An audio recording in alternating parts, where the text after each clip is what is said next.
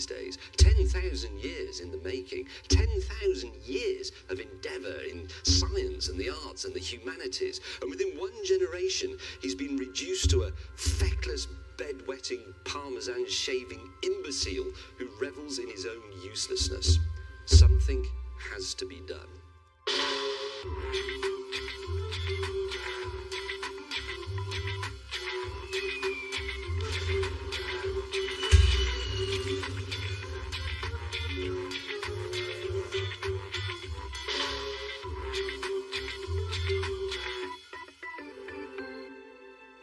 Welcome to Man Lab, the grueling arena in which the terminal decline of man will be arrested and possibly even reversed. In this humble industrial building, we will revive and relearn the skills that defined man and drag them, glittering, onto a broad sunlit upland of being a proper chap. Well, we'll be doing some woodwork anyway, and maybe a bit of plumbing.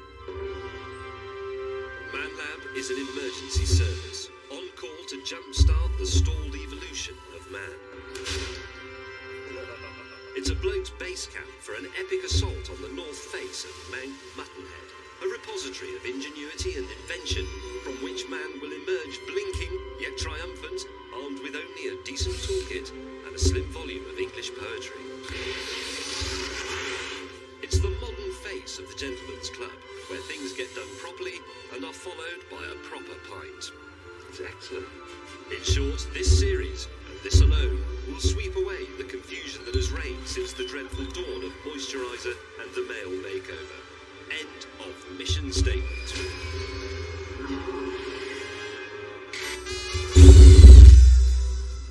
But first, and never again, a quick tour of our house. This is our workshop area. This is my friend Sim, who will be helping to redefine the male species, mainly in plywood. I'm afraid it's rather untidy. Over here, we have our cement mixer, but don't let this put you off. We are going to be making some improvements to the Man Lab, noticeably to the lavatory area, but this is not a makeover show in any way whatsoever. We will not be re-theming anything in a Mediterranean style with terracotta. Oh no. This cup of tea is now empty, which means it should be a simple matter to simply walk into the kitchen and make another one, except we don't actually have a kitchen, but we have allocated an area for a kitchen here, and we're going to be making ourselves a very, very fashionable island unit, hopefully with a concrete worktop and all the modern facilities so that we can make tea and manwidges at will. And finally, here is our rest and recuperation area. Everything that a chap needs to relax. Some trendy retro sofas, table, mysterious unmendable motorcycle, shelves, various strange knickknacks, and a kumbaya tambourine.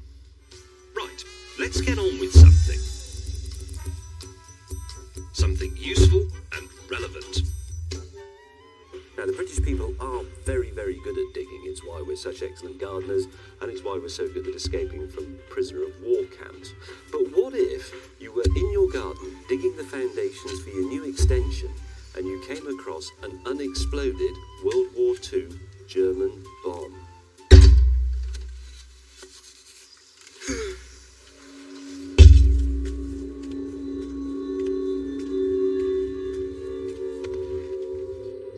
Here is our unwanted gift from Klaus. It's a faithful copy of a 1940 Luftwaffe 250-kilogram bomb, complete with payload, genuine World War II fuse, and clockwork timing device. Today, I'm going to show you how to defuse it, in case you find one. But what are the chances of that? How likely is it that your spade of burning gold will strike the cold steel of vanquished Nazi ambition? Here is a typical Victorian London street, yet amongst the houses we see things that were obviously built after the war. There, for example, and right there. This is where bombs fell. We know this because of records that were kept at the time, and they would have been dropped in what is known as a stick. They fell at regular intervals. Bang. Bang. Beyond that, bang, undoubtedly another modern building. But here's the alarming statistic. It's reckoned that 1 in 10 of those bombs didn't go off. An average of 85 dud bombs fell on British civilian targets every day. The first thing to understand is that, unlike the Olympics, bomb disposal is not a mass participation event. Now, I want to make it absolutely clear that I really am alone in the pit with the bomb. All the cameras on which you are watching me that I can address, like this one and this one, they're all completely remote. The film crew are miles away over there. I've got a chest camera as well. Here it is, so you can see what I'm doing. There's a good reason for the film crew to take cover. While our ManLab bomb does not contain 250 kilograms of TNT, it is fitted with a small explosive charge, and it's packed with a hideously inhumane payload. A deadly mixture of Peter Andre's new perfume, conditional pour homme, and cow poo from the Garden of England. Careful. Careful. This bomb will go off if I make the slightest error. As a result, I'll need to know exactly what makes it tick. Somewhere on the sides of our Jerry bomb will be a fuse pocket, like this one here. And in that fuse pocket, there will be an elektrischer Aufschaltzunder, or an electrical condenser resistance fuse, exactly like this one. This is the extremely popular Type 17 model. At the base of the fuse is a solid plug of penthride wax, highly explosive, known as the gain. When the bomb was dropped from the aeroplane, a small burst of electricity was passed to the fuse through the charging head here, and from there it was ready to fire the gain, and with it, of course, the entire bomb. Now that could happen on impact, or it might happen after a delay affected by this internal clockwork mechanism. And this could run for anything between 30 seconds and 74 hours.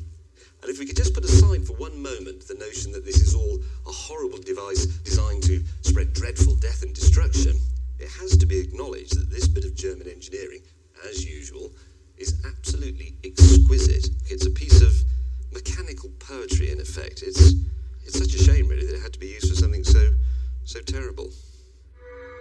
I must overcome this clockwork timer, or the bomb will explode and the results will be unthinkably stinky.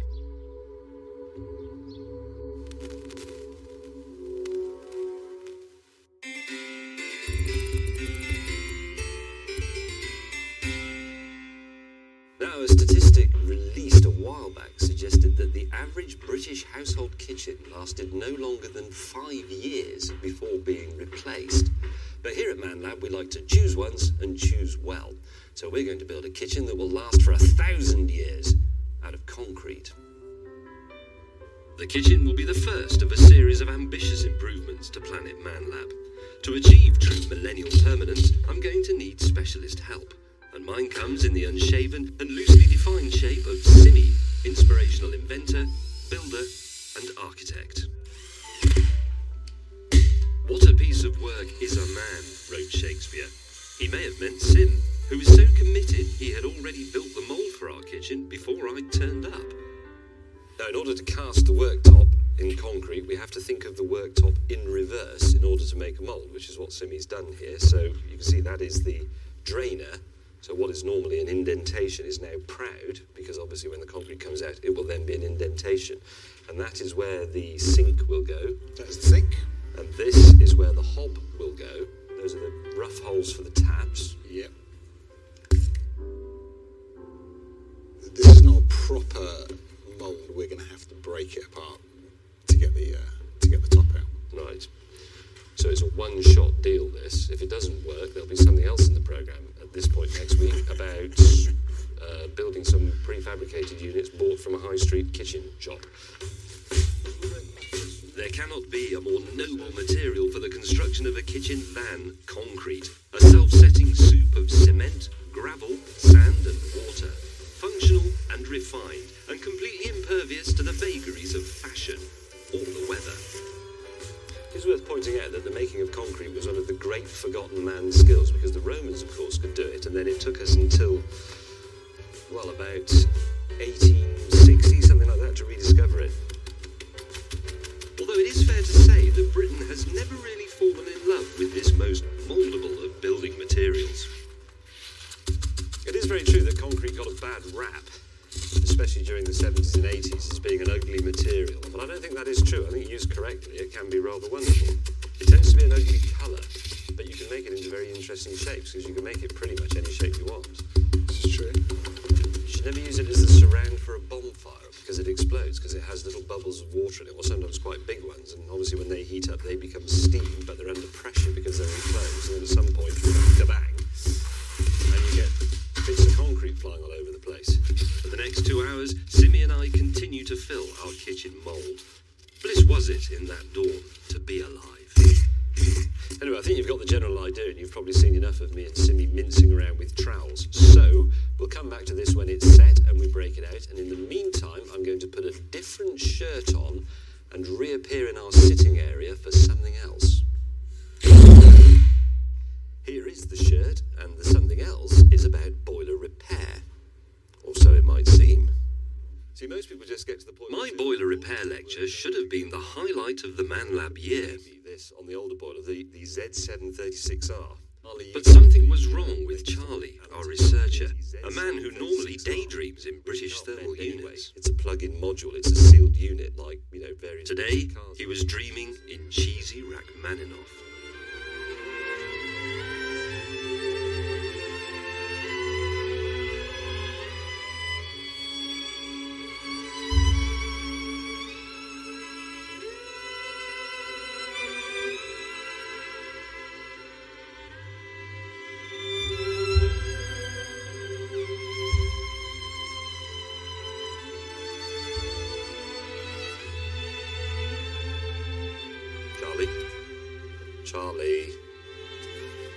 Charlie!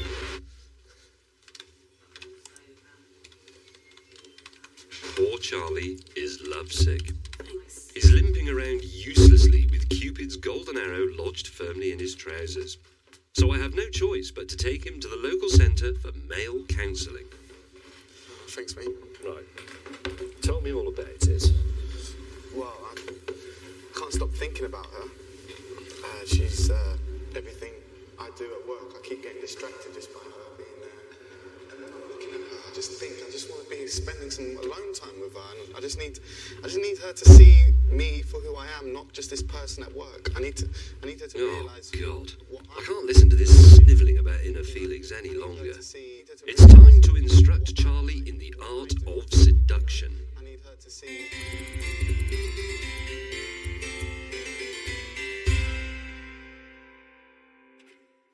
I'm wondering, because I bet no one else is, if Charlie has ever thought of the lost art of the serenade. You see, I'm quite well positioned to advise you on this one, Charlie, because many, many years ago, I was a minstrel. And I serenaded people, because back in the 1970s, it was very fashionable to have a themed banqueting hall, Restoration or Elizabethan, and I walked around singing to people, accompanying myself upon the guitar. For example, fair if you expect admiring, dear if you provoke desiring, grace, dear love, with kind requiting. That is Thomas Campion, 1567 to 1620. The remarkable thing about this was I couldn't play the guitar, and in fact I still can't, but here is a little trick for other would-be minstrels and serenaders. Normally the guitar is tuned E, A, D, G, B, E, which makes the fingering very tricky, but I have tuned this simply to open perfect fifth. And by this simple expedient, you can play sort of any chord you want by simply moving your whole finger up and down the fretboard, a musical technique known as cheating. I'll fly to thee again and sue for pity to renew my love's distressing. Got it? Have a go. Try Thomas Campion, 1557 to 1620's Fair If You Expect Admiring, the original Elizabethan lute song upon this cheating guitar. Right, okay. Fair. Fair if you expect admiring, sweet if you provoke desiring. That one? Yep. Grace, dear, Love with kind requiting.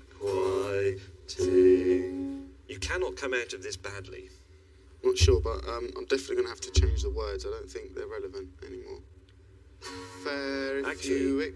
I was going to say, so you don't spoil the surprise for the viewers, why don't you go and practice in the office?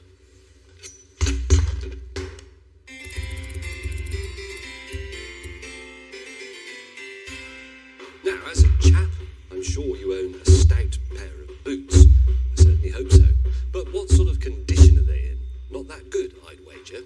So, stand by to stand by. Top tips from people who know better. This is Platoon Sergeant Mark Buckingham of the Prince of Wales Royal Regiment. His boots are so shiny he can see the Queen of England's face in them. These are a standard set of drill boots, ammo boots we call them, brought especially for today. After about 10 hours spread out over a couple of weeks, that's what you can achieve. And they're ready for Buckingham Palace. Fantastic. These boots are owned by our slovenly producer, Rebecca, and they're disgusting. Our challenge, to restore them. It's a big job, this, so I'm going to do the left boot, and the sergeant here is going to do the right boot. And then at the end, he can decide whether or not I've won my Man Lab boot badge. Go. Grab your boot brushes, you need one on, one off. Polish on. Polish off. You take your on brush, the dark one, and all you're going to do is take a generous scoop out of there onto your brush. Big scoops. There's no neat circles or anything like that. Now you just throw the polish on. Okay, that's enough on. Take your off brush. That's the other brush, James. Yeah. Okay. Now what you're going to do is do exactly the same again, but this time you're taking the polish off. Okay, a common mistake that people make when they're doing their boots is that they think they're actually shining the leather. What you need to do is build up a substantial layer of polish, and then that's what becomes shiny. What we're going to do next is I need you to grab a cloth. With that cloth, I need you to wet it. Do you bring your mum's tea towels for? I need a proper cloth. Cameraman. Thanks. Okay, chuck that in the cup of water over there. Give it a good ring. I don't want it dripping. It needs to be damp. Take a tiny little dot of polish on the end. Make sure it's wrapped tightly around one finger. That's just a mess. Look, tight. There you go. Right, okay. Take the boot, and what we're going to start doing is small circles. Too small and you'll be there all week. Too big and you won't achieve the desired effect. And what we're looking for is a swirling effect on the polish. And repeat the process.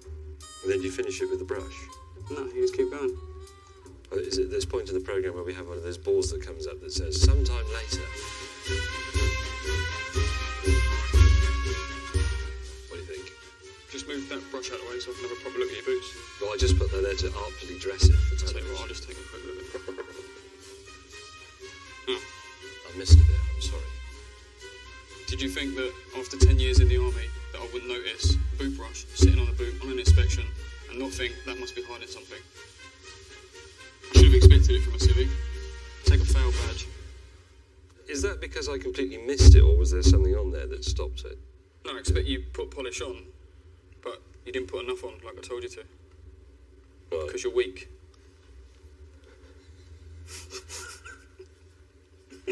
It's the most damning thing anyone's ever said about me.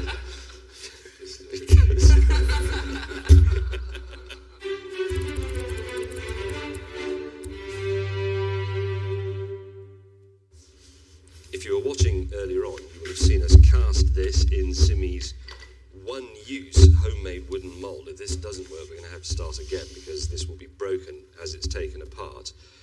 It's had nearly 4 days to set, isn't it? Yeah. And it's looking very good on this side, but this, of course, is the underside. It's how it looks on the other side with the cast-in draining board and so on. Should we start? Yeah.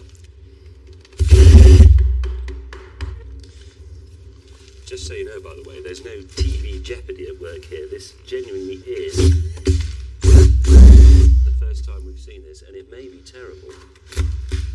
We need more people, seriously. If there was people standing around doing nothing, it's... Well, there's the director, for example. He's not doing anything.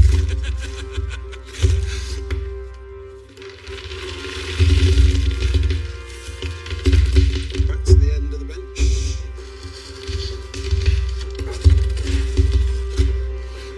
That's probably enough. Well, we're going. Keep going, keep going, keep going, keep going.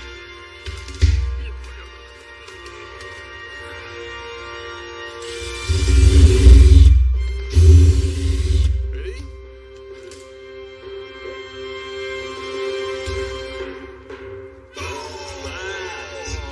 That's not bad. That's brilliant. That is No, come on, that's great. That is actually quite good. That's very cool. Right, I'm going right in there.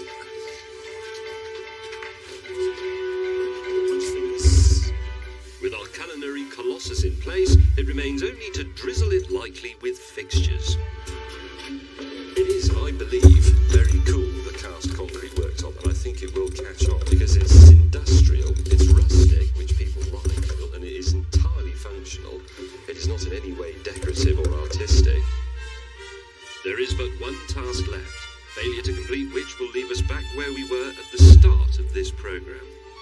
We do have to wire up our hob, which involves putting a plug on it. But there is a handy maxim here for you to remember. Brown is live, blue is not, green and yellow earth the lot. It's actually completely useless because you can get it wrong and say blue is live. Hang on, have I got it wrong? No. With brown, blue, green and yellow correctly routed, we're ready for the red glow of progress. Right, give us a whirl. Yes. Wait for it. Look at that. It's like a sun rising. Hang on a minute. Who bought this? Oh. Colander, look at that. It says vegetables, grapes, beans, peas, fruits. It's idiotic. And it's wishy-washy and left-wing. Beware this sort of thing in your life. That is an affectation, an ornamental device for the kitchen. Our kitchen is not going to be like that. Our kitchen only has genuinely useful aerospace standard equipment in it. There is no place in our kitchen island unit for the vapid or the vacuous or the couscous. But there is something missing, and here's a small clue. This is a truly unique kitchen. Not only is it home cast out of attractive concrete, it also incorporates the controller for a train set. Exactly why that is will become clear later in the programme, but you can be fairly confident that it's got something to do with the train set. Meanwhile, though, out in the garden, there's still a big bomb in a hole.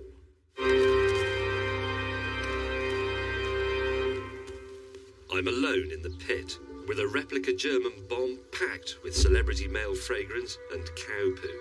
The film crew are hiding at a safe distance, and remote cameras have been positioned to capture the action. The first thing you must do is scrape very carefully around the bomb to locate the fuse pocket. Be very careful as ever not to disturb anything. There you go. There is the bomb fuse. What you must do next is go into your shed, rummage around amongst the half-empty tins of paint and those useful offcuts of wood, and find your highly sensitive bomb disposal stethoscope. Here's mine. Hold it very still and hold the probe to the fuse. And I can hear ticking.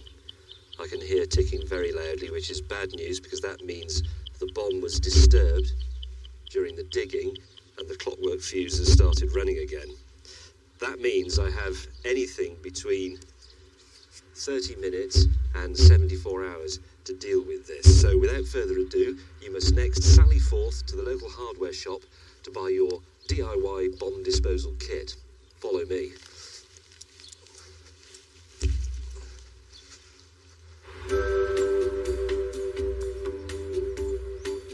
Luckily, every self-respecting hardware shop should stock everything you need to defuse a common or, in our case, garden bomb hazard. Morning, sir. Sorry about the wait. Can I help? That's right, there's a pot of salt, Yep.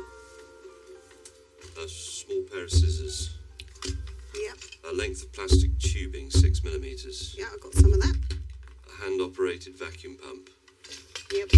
a small bicycle pump, a lump of putty, Yep. a hand drill, a 4mm drill bit, high-speed steel. Titanium tip, sir. Lovely. Now, the last thing I need is I need a small needle self-tapping at one end in order to go into a 4mm drilled hole, but I need the opposite end to be ribbed to accept the 6mm tubing. So just have a look upstairs. Okay. Was it for bomb disposal? Yeah, it is. It's type 17, sort of 1940. Okay, I won't be a moment. It's quite urgent.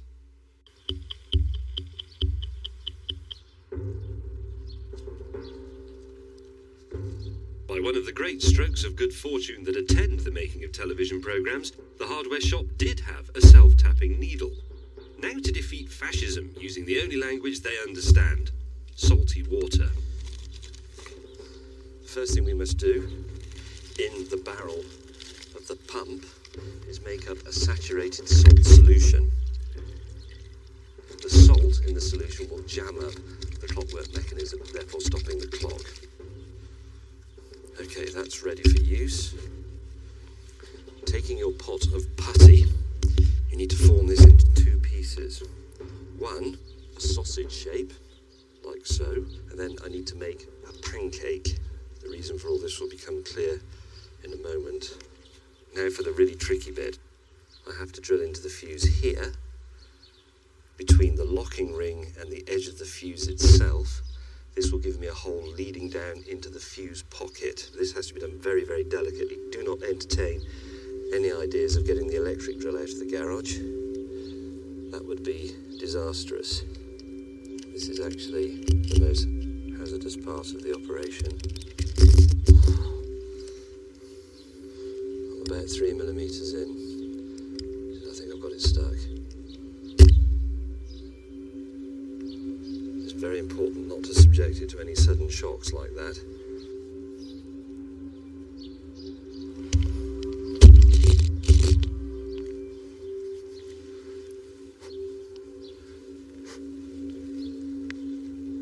That's it. I have a hole. Now I have to create a vacuum in the pocket where the fuse sits.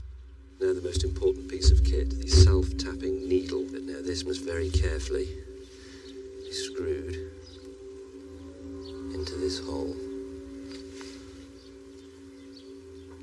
I form the shaped putty into an airtight seal around the fuse.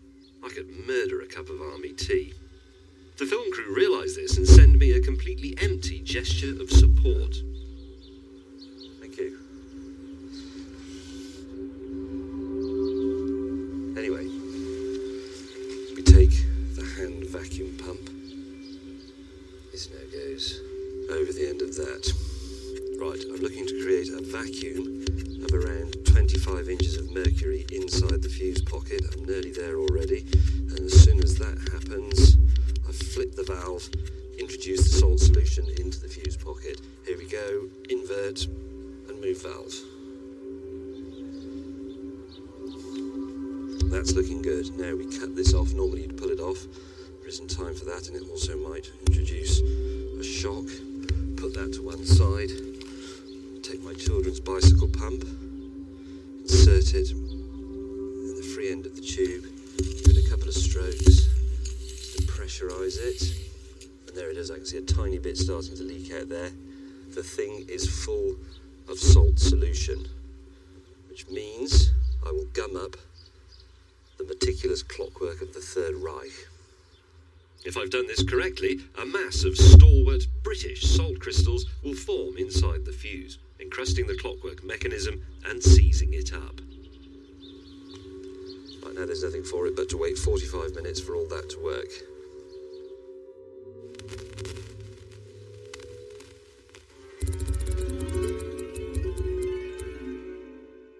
Earlier on, Charlie was preparing to serenade the cold-hearted Cassandra with Thomas Campion, 1567 to 1620s, fair if you expect admiring. He's now ready to enter the garden of earthly delights, or at least the little grassy bit just below the balcony of her flat.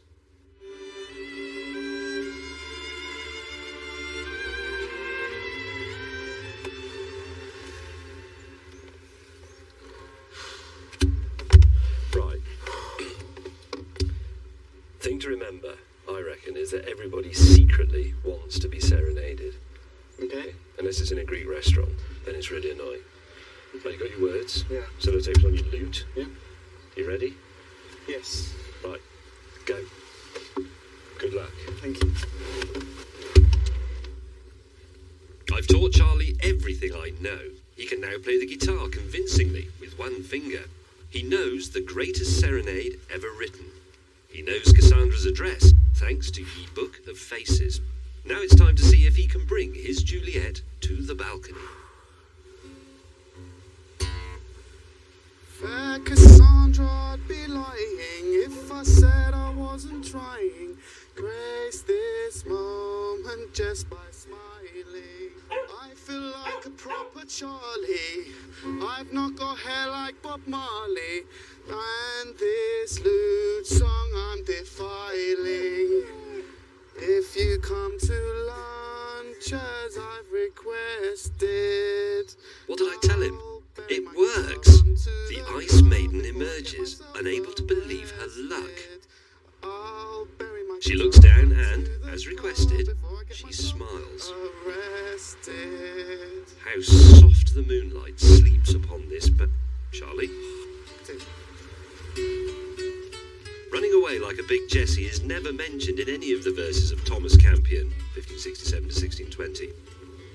Surely he was supposed to fly to her again and sue for pity to renew his hopes, distressed. In sooth, this could take a while.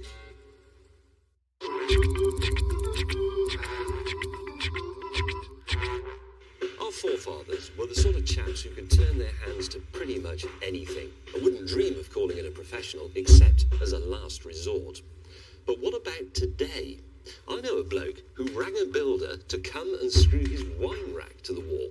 Are modern men really that useless? To find out, we're going to test a member of the most cosseted fraternity in Britain today, the male celebrity. Award-winning comedian Alexander Armstrong claims he has a secret practical skill that any man would be proud to possess. Since he was a lad, Alexander has been obsessed with the underground sport of flat-pack furniture assembly against the clock. Right. Today, he will try to beat his personal best, set at the 1998 Stockholm Championships, for Marl, voted the most complex chest of drawers in the world. This exclusive attempt will be overseen by me in the Man Lab Monitoring Centre, where I can offer tips and encouragement via a two-way intercom. Okay, I'm going to lay it all out. Good. No, I'm not going to lay it all out. Bad. I'm going to read what I should have. Better. The rules are simple. He must beat his personal best time, but a 5-minute time penalty applies for any schoolboy error. Armstrong is an impassioned spokesman for this little-known sport, promoting it tirelessly around the country, in disguise. When I started going out with the woman who is now my wife, one of the first things I did was assemble a chest of drawers for her. Can't remember how long it took me, but I got the job done. But I'm being really good here and taking careful note of which holes these screws are meant to be going into. Good. See, a lesser DIY person would probably just go on in there like a bull in a china shop and he'd be paying the price later. He's going to claim that he can't find a piece or that it's missing. It's a very satisfying process until you suddenly find you have your missing piece of kit. That's when it gets tedious. 26 minutes in, it is a superlative performance.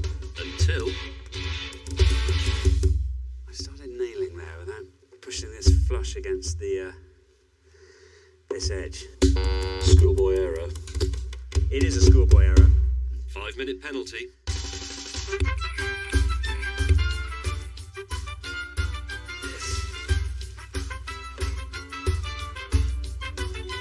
But just as the build is back on track, up rears that old enemy of flat-pack excellence, complacency. I'm going out sort of giddy sense that it's all coming together. Quite a lot of horses fall on the home straight. Yeah, thanks. I'll bear that in mind. Have you got that last one in the right way round? It looks from here like you've got brown inside.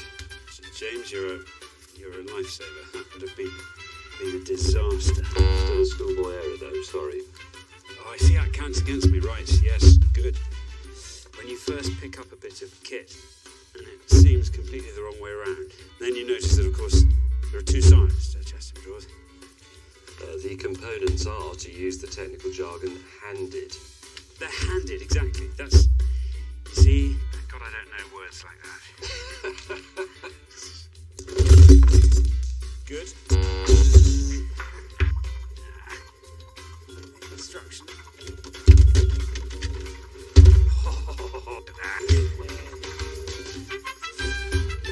Now, there we go. Oh, he's done it.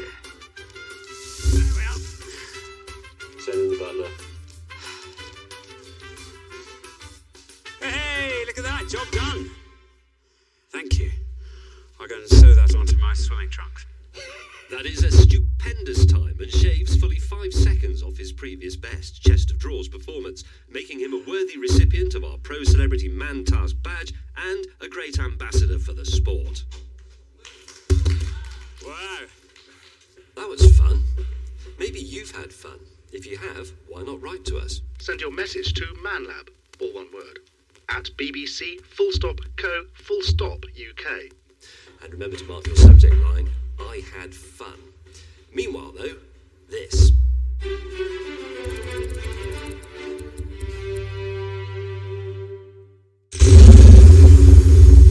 Now, if you were paying attention earlier, you may recall that we were threatening to do something with a train set.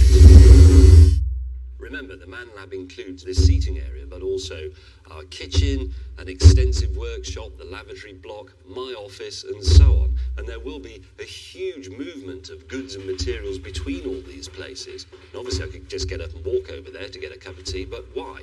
Why not build a supremely efficient railway system to take screwdrivers and peanuts and whatever from place to place? So that is what we're going to do.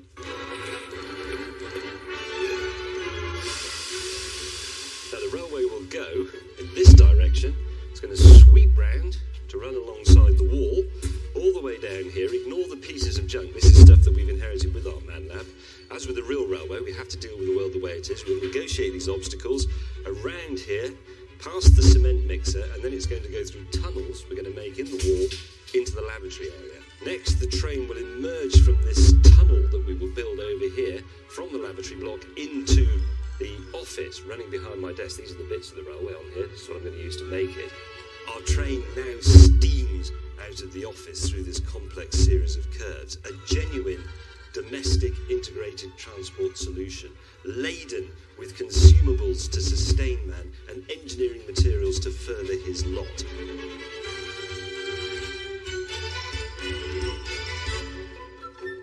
We have developed a modern version of what in the early days of railways would have been called a bell signal system.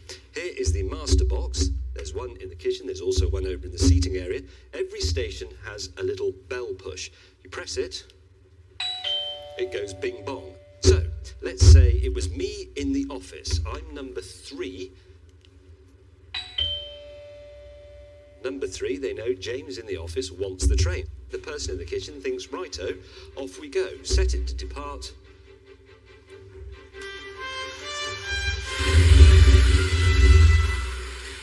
And there goes the train to me in my office.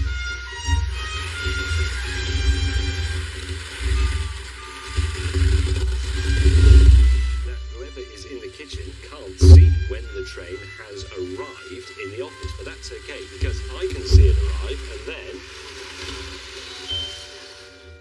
I know from my crib sheet that a bong when running means stop. I bong, it's stop. Perfect. Now, I take a little notepad from the train and I write down that I would like, please, a banana. So I'll just simply write banana and pop it back in there. Now we can see from the instructions that if I gave one bong, the train would continue in the direction it was already going in. But I don't want to do that. I want to send it backwards. The signal for that is 2 bongs. The person at the other end has to listen carefully, see how many bongs there are. So I go.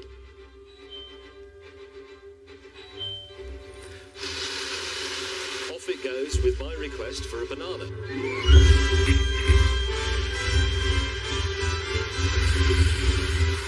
Here comes the train. It's going to hove into view any second. I'm ready to stop it. Bong when running, stop. Bit of an abrupt stop, but never mind. There is my banana. I haven't had to walk anywhere.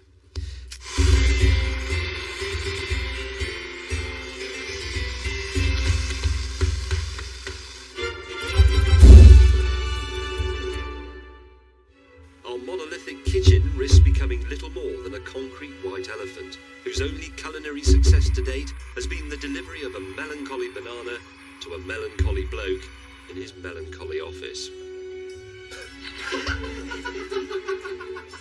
Its gleaming hob, sink and oven remain unused, its virgin worktop unblemished by the hearty produce of surf and soil. But now. With hunger raging in the bellies of our stout ManLab yeomanry, it's time for our kitchen to cement its reputation as a crucible of cordon bleu creativity.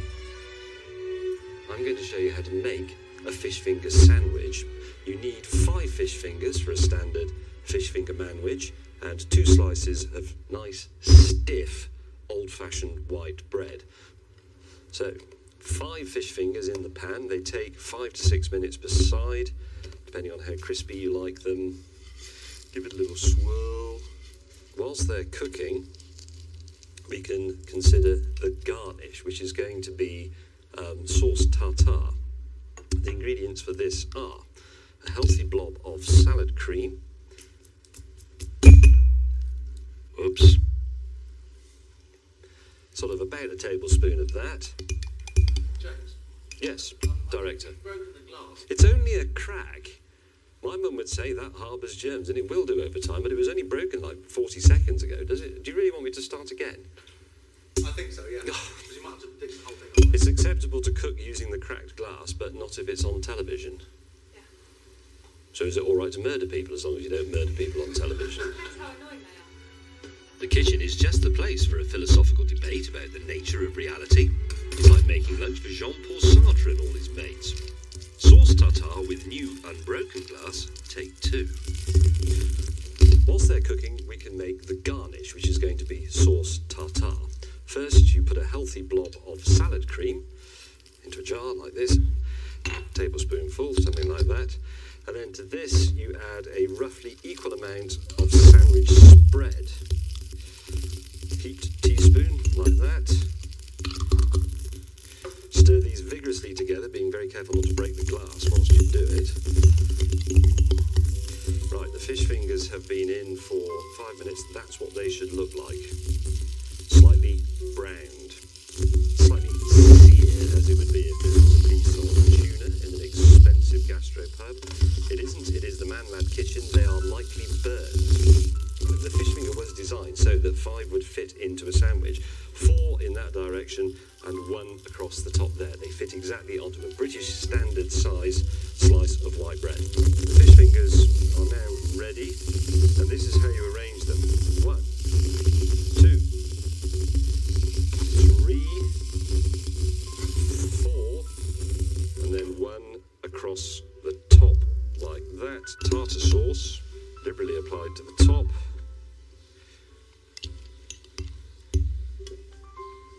Put the top piece of bread on. Now remember, 4 fish fingers are going that way, 1 is going that way. Which way do you cut it? I think the answer is that way.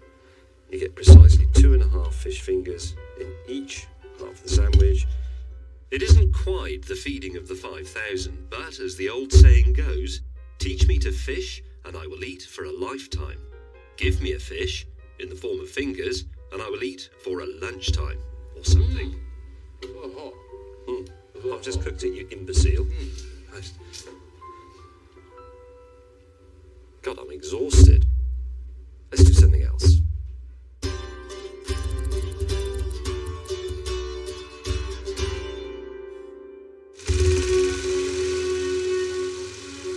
When mowing the lawn at home, it's always a good idea to have a refreshing jug of ginger beer and some fortifying jam sandwiches to hand on your garden picnic table. That's fine if you have a normal-sized garden, but what if you have a lawn of 40 acres, like we do at ManLab? This is boring. I think I'll have a word with my friend, Silly. So, James, what we got? We've got an electric wheelchair here with a joystick which controls movement back, forward, left and right, and we're going to take that and we're going to attach it to our picnic table. Right. So we can drive our picnic table around by remote control. Does somebody have to sit on the picnic table, you mean, to drive it? No, we'll have a handheld transmitter. Oh, actual radio controlled. Actually radio controlled. This could be a work of genius. These wheelchairs are examples of exceptional electronic engineering. The big wheels each contain an individual motor and gearbox. We're taking these and attaching them to our picnic table. Like so. Sim has recycled a 2-channel FM transmitter and receiver. Once this was used for a radio-controlled toy boat. We have a higher purpose for it. To mimic the movement of the joystick on the wheelchair, Sim has had to be rather cunning. This is our transmitter, receiver, servos. All a servo is a motor inside here which is controlled by the receiver left and right. And what we're going to do now is attach the servos to these 2 little sliders. So in effect we can get it to go forward and backwards, left and right.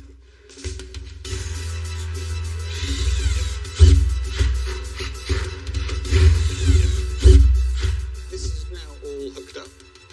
This is our original joystick. We now have left and right, and forward and reverse.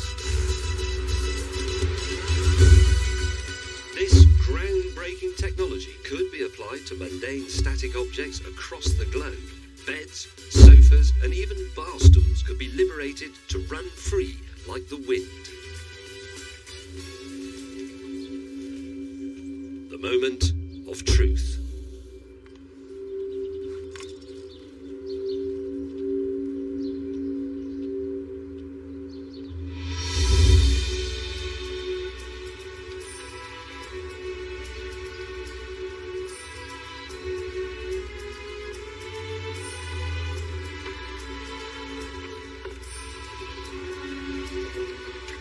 It's a triumph, one that will surely see Sim joining the ranks of Stevenson, Bell and Logie Baird as another great British inventor.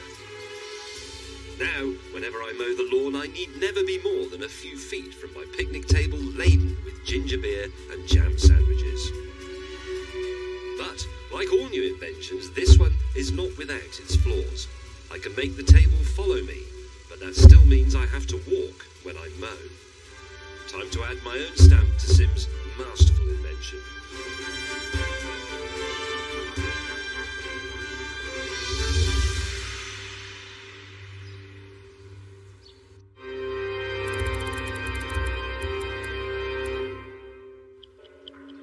Earlier in the show, I went head-to-head with this ticking bomb unearthed in the ManLab garden. This lethal device, packed with a payload of cow poo and celebrity male fragrance, has been ticking for the last 3 hours. I've attempted to stop the timer by pumping salty water into the fuse to gum up the clockwork mechanism.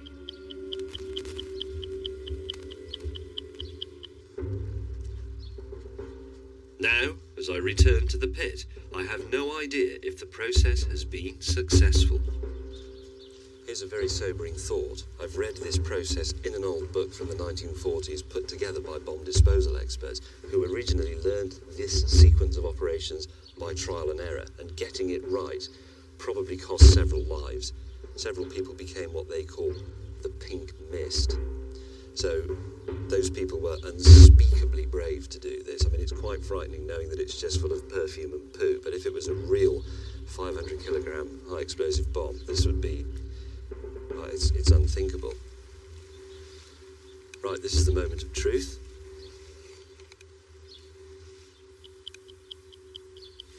The stethoscope is working. I can hear my own watch. It stopped. It stopped. That's fantastic.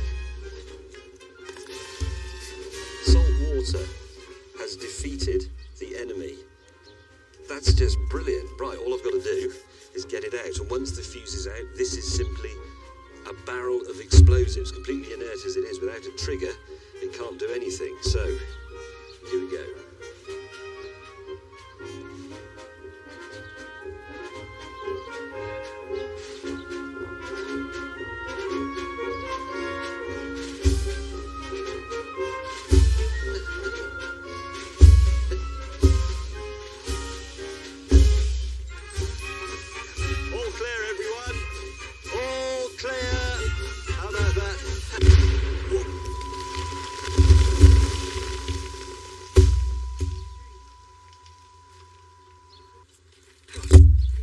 Go.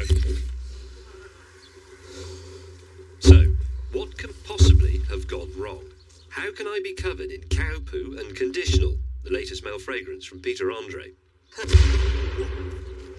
For an answer, I invite you back to Man Lab. Now, I do wish to boast that I did successfully disable the clockwork mechanism. You can see here, look, that there's plenty of salt in there, gumming up the clockwork so that the charge can't be used to fire the fuse. But what I didn't know, you see, was that the bomb also included the very fiendish Zeus 40 booby trap fuse, and it's designed to be triggered when you remove the original fuse. That little spring is released and sets the whole bomb off.